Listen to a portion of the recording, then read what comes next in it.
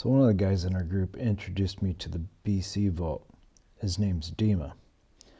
And the BC Vault is a hardware wallet with a PIN pad and a software app with a password. And these are the two things that you're going to need to get into your wallet. And this is going to give the new Bitcoiners and crypto heads the confidence and simplicity they need to store their own cryptos. So this is excellent. You can have Bitcoin, Litecoin, Ethereum, ERC20s, and you can have Cardano. This is the first hardware wallet that can speak natively to the Cardano blockchain. I think this is a well thought out design. They've got 20 years of security experience, and this is going to be one of the game changers for hardware wallets for the years to come. Now, as you can see, it's about the size of a credit card, and this is the BC Vault next to a $20 bill. This is a plastic version that I got for review. Shout out to BC Vault. As you can see on the side, it has a mini SD card slot where you will back up your Fram memory to multiple chips, so you don't have a single point of failure. And this is the great thing about it, because now you can give those chips to people that you trust. You can give them access to certain wallets. Here I'm entering the password on the app, and now I'm going to confirm on the hardware wallet with my PIN. Now, the name of the game is endurance, right? And you can't have a single point of failure. So you're going to have multiple SD cards, multiple backups, and you can keep them in different places. You don't want a single point of failure. So the game changer of this hardware wallet is that it uses FRAM memory. It's faster and it's got more endurance. It'll outlast any of these chips that we have now that are consumer grade. So I've spoke to Dima a few times. He's here in Hong Kong.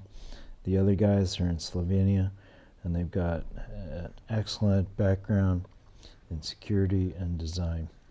So here's a few clips of our talk about the BC Vault.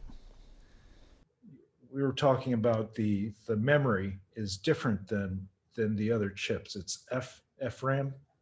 Yeah, it's ferroelectric RAM. The difference,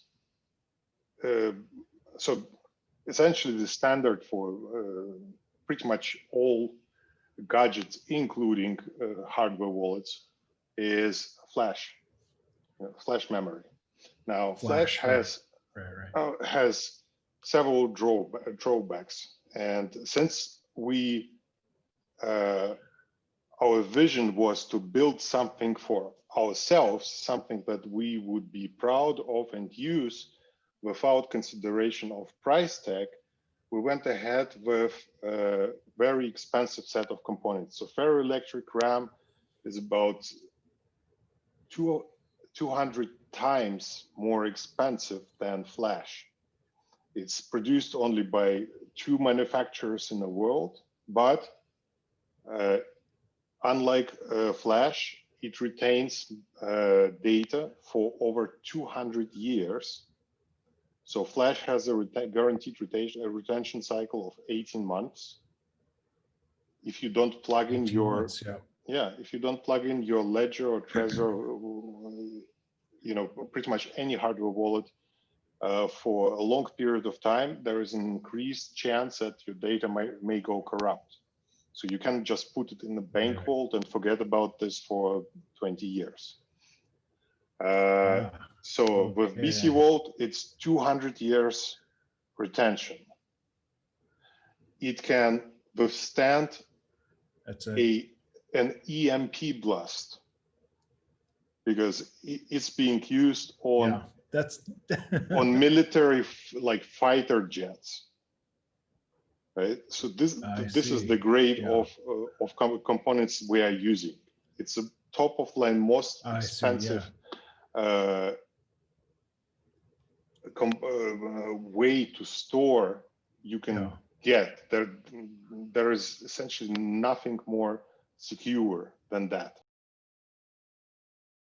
You can see my screen, right? Yeah, I can see it.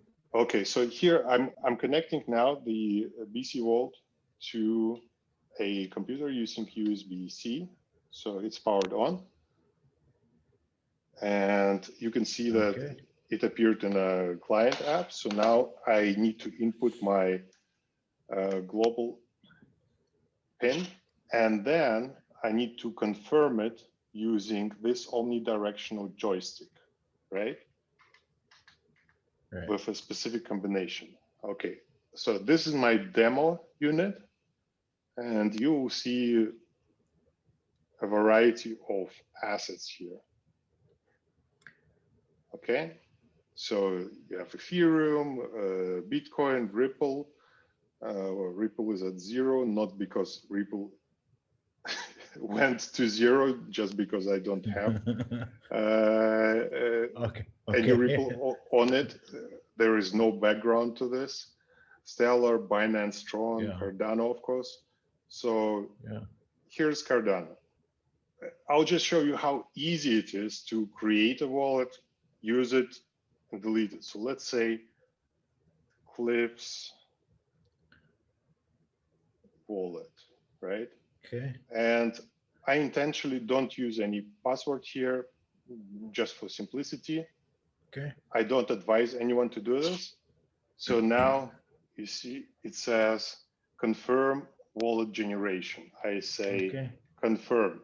And now I need to predefine a PIN on this for transactions on this wallet. And I say it's just up. Okay. And then confirm and re-enter up. Okay. Okay. You see success, wallet created. All right. Okay, here it is. It's showing me that it's not been backed up. So if it's not backed up, it's advising you to do NSD or QR code backup. Okay. And I can receive it immediately using both protocols, Shelley and Byron. Okay. If you look, I think I think it's only Shelley though right now. Well, we support both actually. Oh, okay. It's like, for example, in Bitcoin, we again stand out by supporting all three protocols: Legacy, SegWit, and Native. I see. Interesting. So nobody else does it.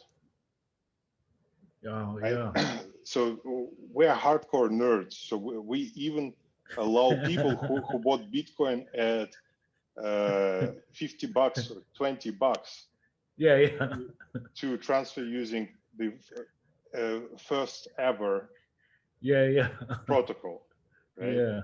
So let's go back to Cardano, and let's say, by the way, we have a full exchange functionality here. So if I want to exchange Cardano to, let's say, I wouldn't want to exchange Cardano because it's so awesome, but if for some reason I wanted to exchange it to Ethereum, I can do it instantly, right? Oh, that's great. Oh, yeah. So you have essentially an exchange built into your hardware wallet. Yeah, that's and it's connected to 50 top exchanges. So once you do this request, it runs to the top 50 exchanges and finds you the best rate.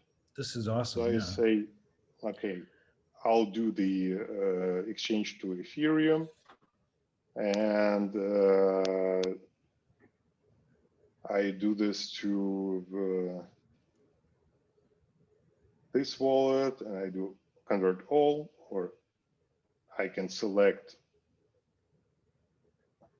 for example, 1,000. Okay. Either, right? And I can adjust the transaction fee here. So the higher the transaction fee you are willing to pay, the faster the transaction goes through, as usual. Okay. This is on the Chainlink. Yeah, Is that a DEX or is it? no, so basically, it goes to top 50 exchanges. Okay.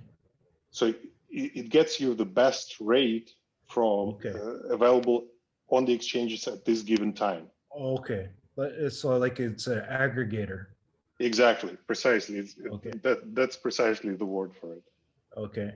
Okay, so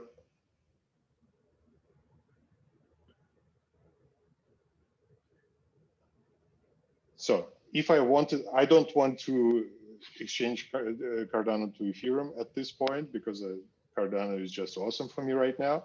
But if I wanted to, all I need to do is input my password and click confirm. Okay. I see. I see. Now, yeah. Now here, this wallet we have created just for the demo, right? So let's say I don't want it anymore. Yeah. Press erase wallet. Then of course you'll be asked erase it. Okay. And we defined no password.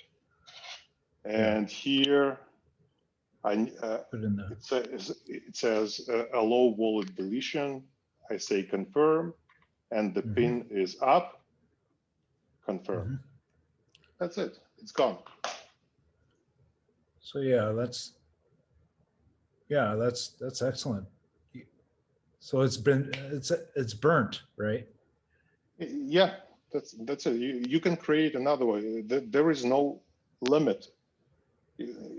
Unlike with mainstream wallets, you can have over 2,000 active wallets on one BC vault. 2,000 wallets, yeah.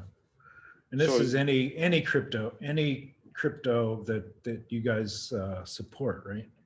Yeah, you can have 50 wallets for Bitcoin, 50 wallets for Ethereum. I mean, I don't know anyone who actually needed 2,000 wallets. But, but what we allow is, for example, in companies like, let's say, Genesis Block, right? Right.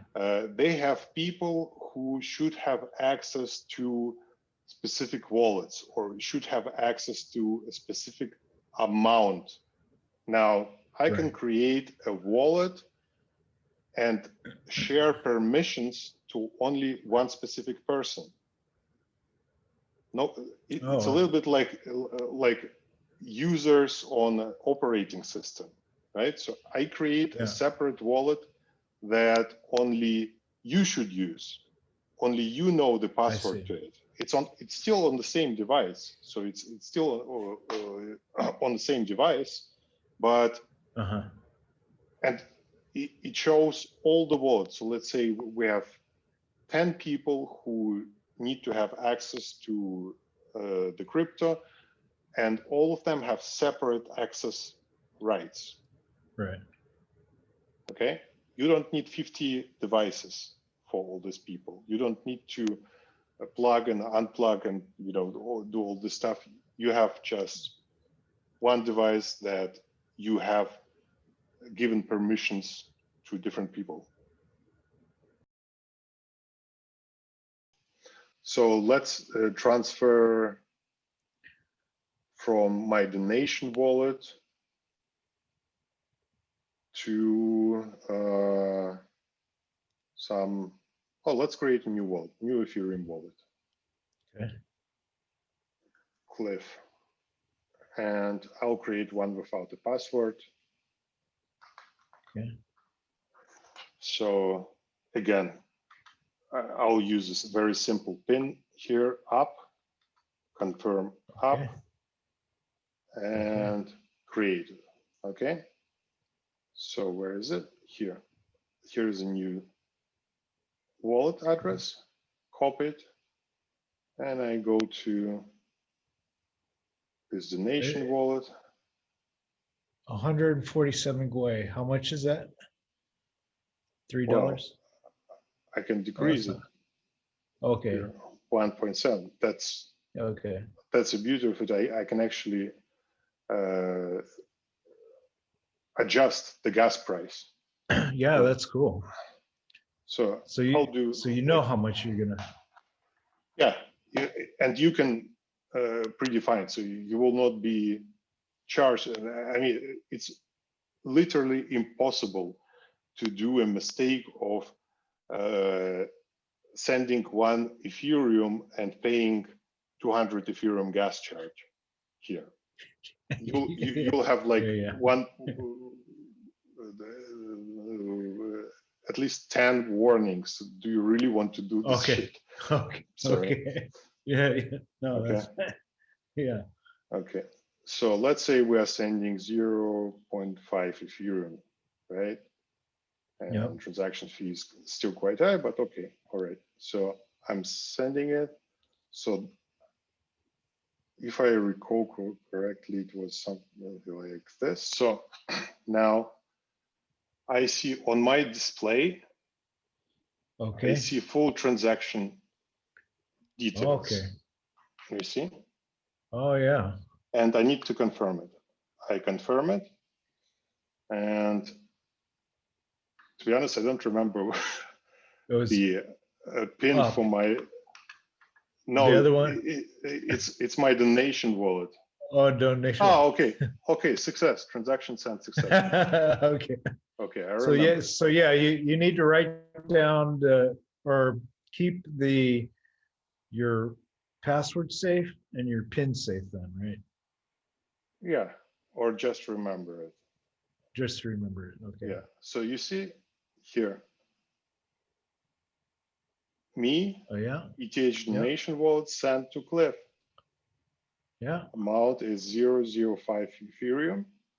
Transaction fee 1.91 US dollars. Yeah. And it's currently pending. So it's in progress. You see, it's sent. Yeah. Received. Yeah.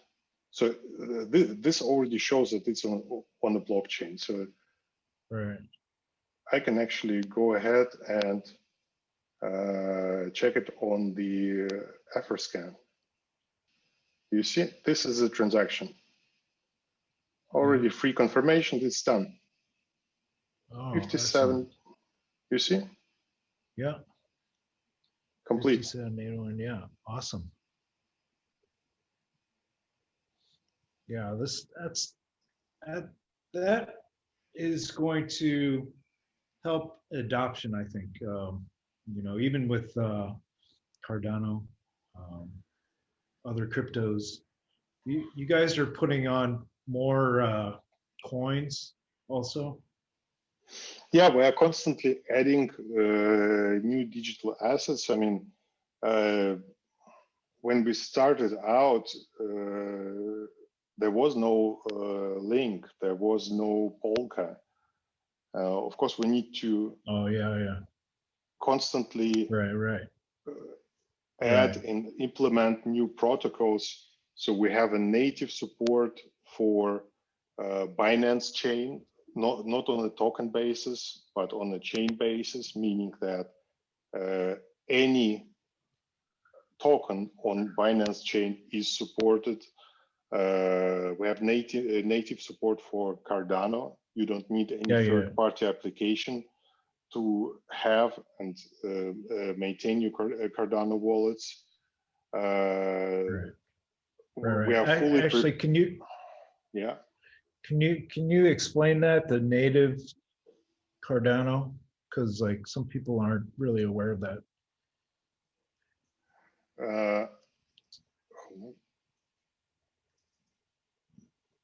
So essentially, Cardano is supported by majority of hardware wallets, but they require you to install a third-party application, which has a few drawbacks.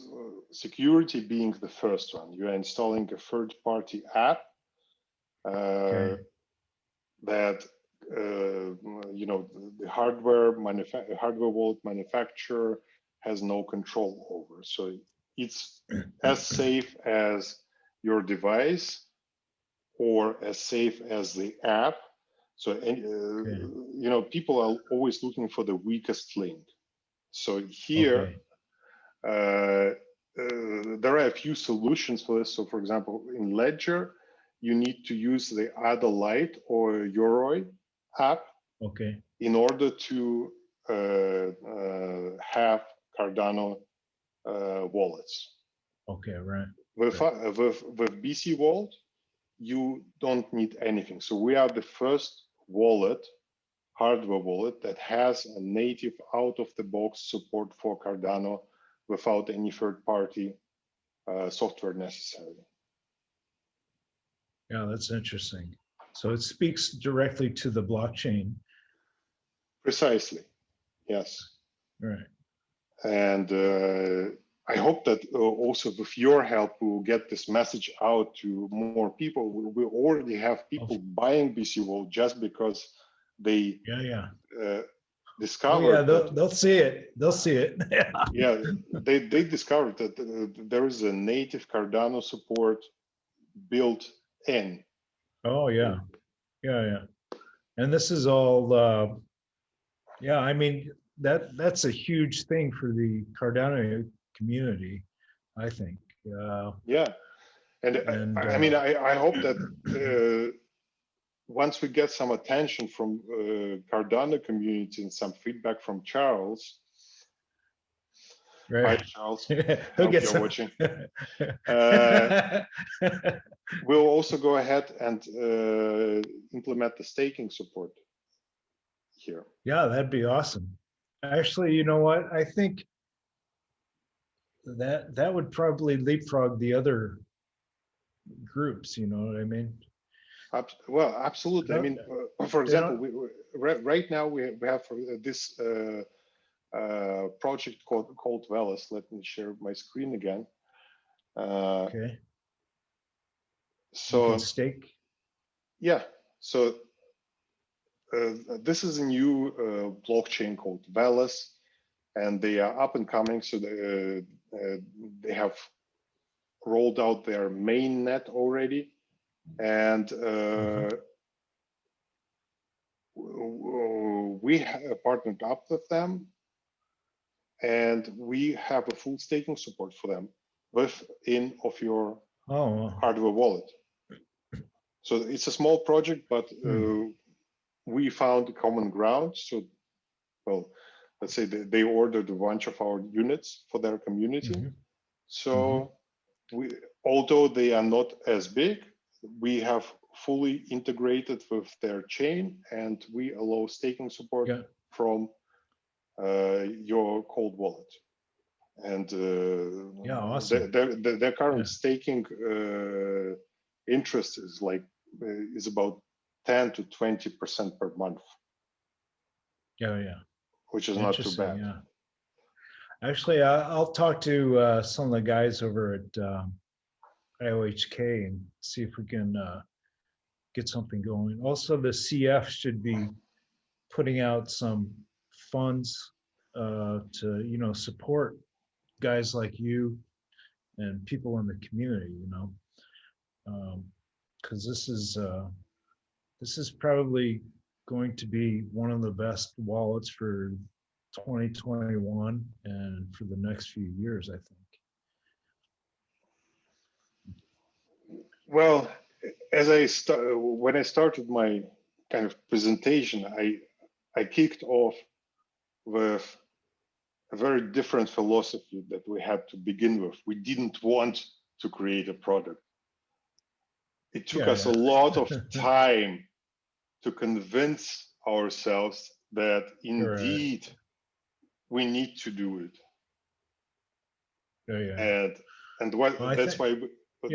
That's why we did it. So our philosophy was not, hey, we need to do the next startup. We want to do some, to roll out yet another hardware wallet that is maybe cheaper or whatever.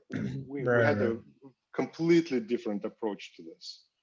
We wouldn't Right. do it unless we had a very strong reason. And we did a lot of stuff very, very differently. So you already have one of the BC vaults. Just for the viewers of this stream, the way we encrypt the data on the device is very different from the BIP, from 24 words encryption.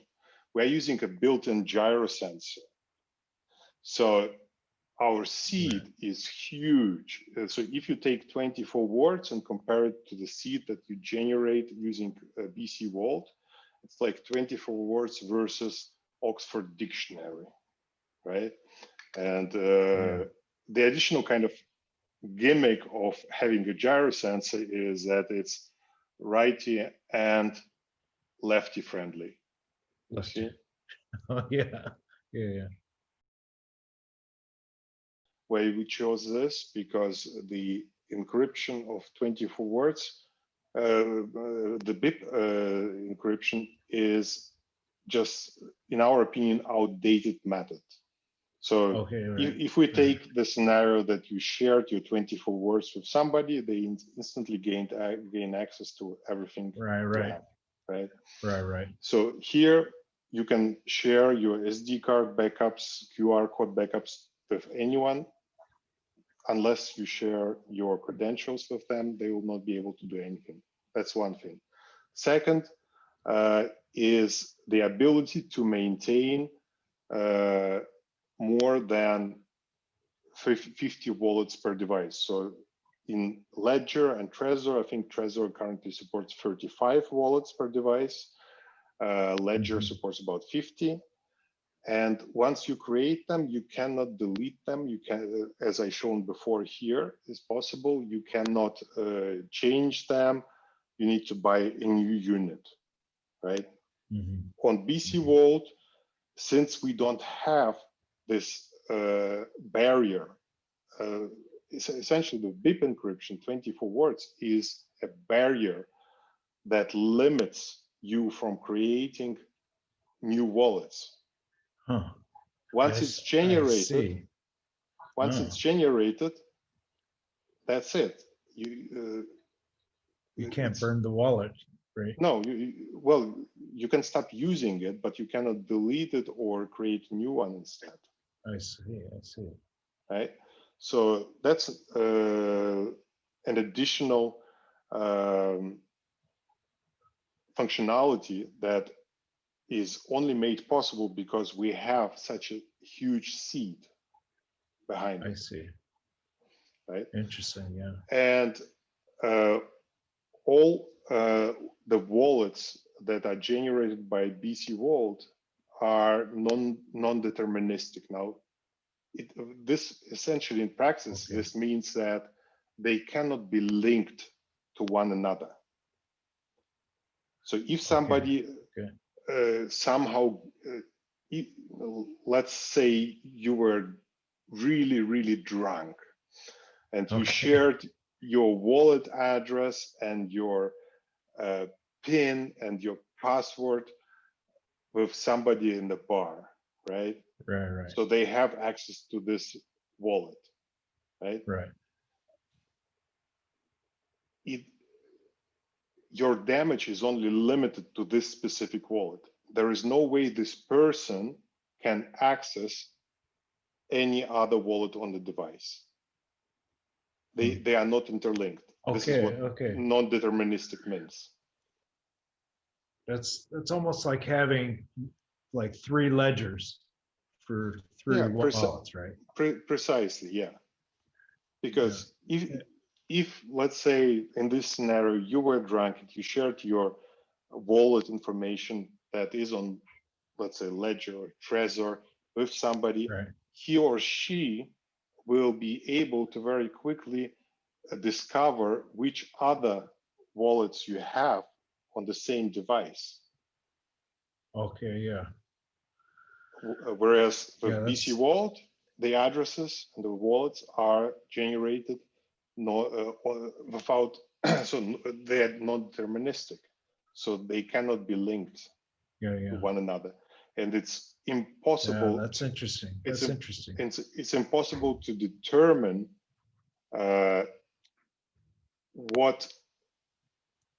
where the addresses are leading to. So on the blockchain, you will not be able to see the information behind the address that you are using. It will not be shown that it's on a hardware wallet, on a hot wallet, an exchange wallet. It's completely anonymous. That's excellent. I see. Don't get me wrong. I'm not criticizing or bad-mouthing competitors. Yeah. Ledger and Trezor and other wallets, they have extremely talented teams. They are very smart. They have a lot of resources, much more than we do. Right. There is one bottleneck that they have. It's a legacy cost. Okay, so both Ledger and Trezor and pretty much all the wallets that copied their architecture, because whichever wallet you take, they essentially are copying Ledger and Trezor's architecture. Right. They were designed and developed on technology available back in 2011, 2012, which is like a Stone Age on blockchain. Whereas we were able to benefit from the technology available right now. So yes, we had an ability to learn from the mistakes that they made and not make them ourselves. We didn't go with open source, which they initially did. We went with closed source. We didn't go with web application. We have our own client software for all operating systems, because we knew that it's a weak spot, and the other guys were hacked because of this. So we were able to avoid all of those mistakes. Plus, we benefited from the latest technology developments available right now. I'm so happy that I met you, and you're in the Hong Kong community, because definitely an upstanding member in Hong Kong, and you've done a lot for everyone here. Is there anything else you want to add before we say goodbye? And then we'll have to do other talks, and definitely we need to talk to CF, maybe even other crypto groups, you know what I mean? So absolutely. CF, I've got some other, cryptos that aren't ERC20s, and they're looking for a home besides Binance. Sure thing. So first of all, whether you go with BC Wallet or not, secure your digital assets with a hardware wallet. I can't stress this enough. Exchange wallets, hot wallets are not a place to keep your digital assets. And when you choose the solution to store your digital assets, do your own research, and feel free to reach out directly to me. As I mentioned before, I'm hyper responsive. You can maybe Cliff, you can post my link to my Twitter handle. Sure. Yep. Sure. Everybody is welcome to get in touch. I'm tweeting like 10, 20 times per day. And I'm responding to everything.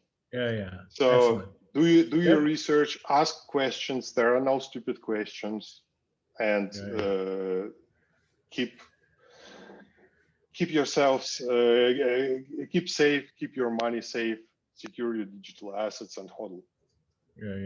Excellent. Yeah, I'm just living for right now, that right now, that right now. Yeah, I'm just worried about the right now, the right now, right now. Oh yeah, they ask me where I've been, ask me